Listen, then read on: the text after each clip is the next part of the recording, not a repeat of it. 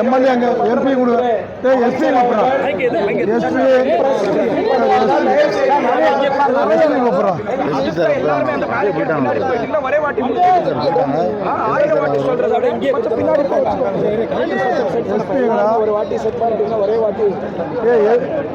SP காவல் கண்காணிப்பாளர் எங்கே இருந்தாலும் இங்கே வாடிவாசலுக்கு வருமாறு கேட்டுக்கொள்கிறேன்.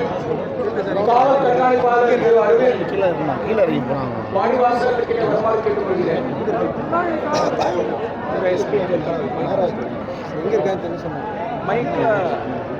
அமைச்சர்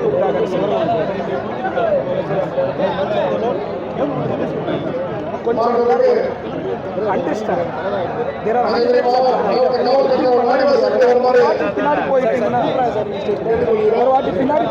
கவுண்ட் நிறைய இருக்காங்க.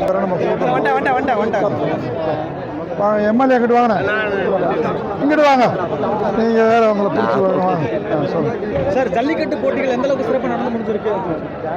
மாண்புமிகு தமிழ்நாடு முதலமைச்சர் அவர்களும் துணை முதலமைச்சர் அவர்களும்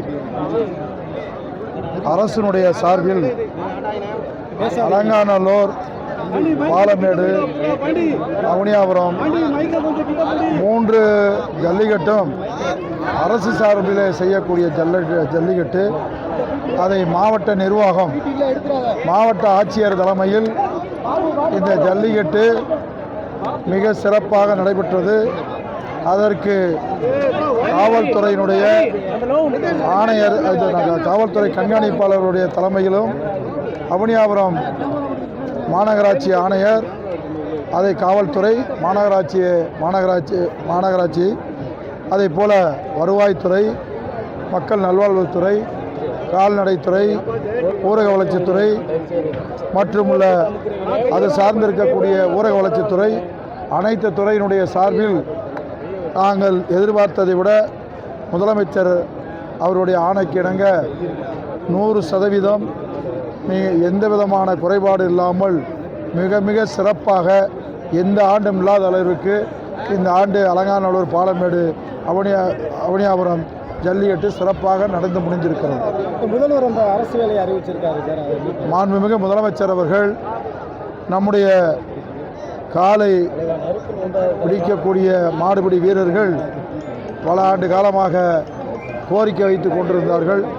இந்த ஆண்டு நம்முடைய முதலமைச்சர் அவர்கள் அந்த சிறந்த மாடுபிடி வீரர்களுக்கு அது பதவி முன்னுரிமை அடிப்படையில் அவர்களுக்கு கால்நடைத்துறையில் அரசு வேலைவாய்ப்பு வழங்கப்படும் என்று இன்றைக்கு அறிவித்திருக்கிறார்கள்.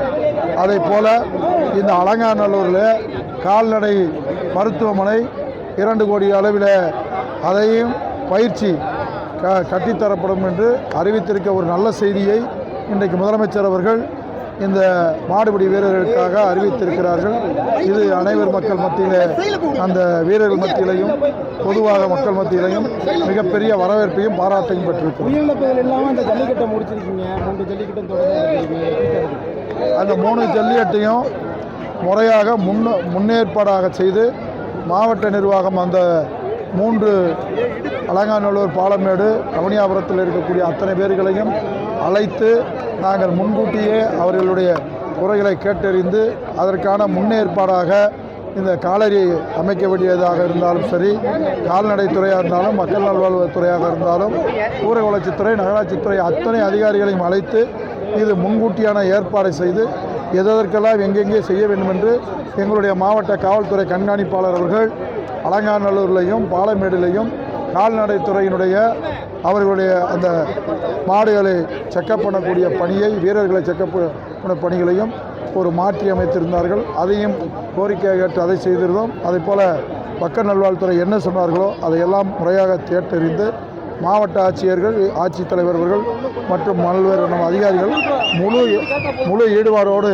இதை நாங்கள் அத்தனையுடைய உங்களுடைய பத்திரிகை துறை, தொலைக்காட்சி நண்பர்கள் அனைவருடையும் மதுரை மாவட்டம் இது அரசு நிகழ்ச்சி என்பதற்காக எந்த குறைபாடு இல்லாமல், யாரிடத்திலையும் எந்த வேற்றுமை இல்லாமல் அனைத்து தரப்பு அரசியல் கட்சிகளையும் இதை கலந்து கொள்ள வைத்திருக்கிறோம். அதே போல் அனைத்து தரப்பு மக்களும் கலந்திருக்கிறார்கள். இதில் எந்த விதமான வேற்றுமை இல்லாமல் இன்றைக்கு சிறப்பாக செய்து முடித்திருக்கிறோம். சரி, இந்த இதனால வேலை அறிவிச்சனால கலைஞர் அரங்கத்தில் வந்து இன்னும் முக்கியத்துவம் பெறும்னு நினைக்கிறீங்களா சார்? அரசு நல்லா கேட்டுக்கங்க, அரசு நடத்தக்கூடிய அந்த ஜல்லிக்கட்டில் அதற்கு முன்னுரிமை வழங்கப்படும் என்று சொல்லியிருக்கிறார். அதிகமான மாடுகளுடைய எண்ணிக்கை இருக்கிற காரணத்தினால் நம்முடைய கலைஞர் நூற்றாண்டு அரங்கத்தில் இன்றைக்கு 7 ஜல்லிக்கட்டு அறிவித்திருக்கிறோம். கிழக்கு தொகுதி சார்பாக 2 ஜல்லிக்கட்டும், மேற்கு தொகுதியில் ஒரு ஜல்லிக்கட்டு, மேலூரில் 1, சோழவந்தானில் 1, அதே போல் மேற்கு தொகுதி, அதே போல் உசிலம்பட்டி, திருப்பரங்குன்றம் ஆகிய 7 ஜல்லிக்கட்டுகளை தேதிகளையும் அறிவித்திருக்கிறோம். அதற்கான உத்தரவு அரசின் மூலமாக மாவட்ட ஆட்சியர் பரிந்துரையில் அங்கே இருக்கக்கூடிய நம்முடைய அந்த கால்நடைத்துறையினுடைய செயலாளர் மூலமாக அதற்கு அனுமதி பெற்றதற்கு பின்னால் முறையாக அரசினுடைய விதிகளுக்கு உட்பட்டு இந்த ஏனென்று சொன்னால் விடுபட்டு இருக்கக்கூடிய அந்த காளைகள் வளர்ப்பவர்களாக இருந்தாலும் ஆடுபிடி வீரர்களாக இருந்தாலும் அவர்களையும் திருப்திப்படுத்த வகையிலையும் அந்தந்த தொகுதியில் இருக்கக்கூடிய மக்கள் அங்கங்கே இருக்கக்கூடிய அனைவரையும் இந்த ஜல்லிக்கட்டு இன்றைக்கு யாரும் விட்டு போகக்கூடாது என்பதற்காக இது உடனடியான ஏற்பாடை நாங்கள் செய்திருக்கிறோம். அதுகெல்லாம் இல்லை, சோழவந்தான் தொகுதி நடக்குது. சோழவந்தான் தொகுதி எம்எல்ஏவும் இதில் முழுமையாக எல்லாமும் நடக்கிற போது எங்களோடு இரவு பகல் பாராது அவரும் இந்த 3 ஜல்லிக்கட்டில் நடப்பதற்கான வேலைகளில் எங்களோடு ஈடுபட்டிருக்கார்கள். எல்லா துறையும் ஈடுபட்டிருக்காங்க.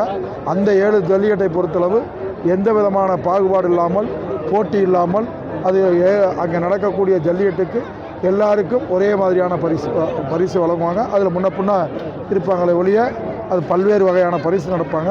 சிறப்பு பரிசு என்பது அந்த 7 ஜல்லிக்கட்டுக்கும் கிடையாது. 100க்கும் மேற்பட்ட இடங்களில் ஜல்லிக்கட்டு போட்டிகள் நடக்குது. எந்த ஜல்லிக்கட்டு போட்டியில் ஜெயிக்கிற வீரருக்கு அரசு வேலையில் அது முதலமைச்சர் இன்றைக்கு அறிவித்திருக்கிறாங்க. அதுக்கான அந்த துறையின் மூலமாக கலந்து அது எப்படின்னு முதலமைச்சர் சொல்லியிருக்காங்க. அதுக்கான வழிகாட்டுதல் எல்லாமே சீக்கிரத்தில் வரும்.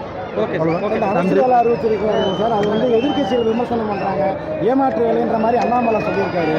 திமுக அந்த மாதிரி சொல்லி முதலமைச்சர் பல்லாயிரக்கணக்கான மக்கள் மட்டுமல்ல 15,000 மாடு வளர்ப்போர் 5,700க்கு மேலே இருக்கக்கூடிய மாடுபிடி வீரர்கள் இன்றைக்கு உலக புகழ்பெற்ற ஜல்லிக்கட்டில் இன்றைக்கு அவர் மாண்புமிகு முதலமைச்சர் அவர்கள் கலந்து கொண்டு இன்றைக்கு அறிவித்திருக்கிறார் என்று சொன்னால் எதை அறிவித்தாலும் செயல்படுத்தக்கூடியது, அதையோட மக்களுடைய நலனை கருதி அறிவிக்கக்கூடியவர் தான் நம்முடைய முதலமைச்சர் அவர்கள். இதெல்லாம் நாங்கள் யார் சொல்கிறதுக்கும் பதில் சொல்ல போகிறதில்லை. நீங்கள் பொறுத்திருந்து பாருங்கள், நிச்சயமாக அதை நடைமுறைப்படுத்துவார் எங்கள் முதலமைச்சர். இன்றைக்கு அறிவித்திருக்கிறார்கள். அது ஒரு சில நாட்களில் அதற்கான வழிமுறை நிச்சயமாக வரும். நன்றி, நன்றி, வணக்கம்.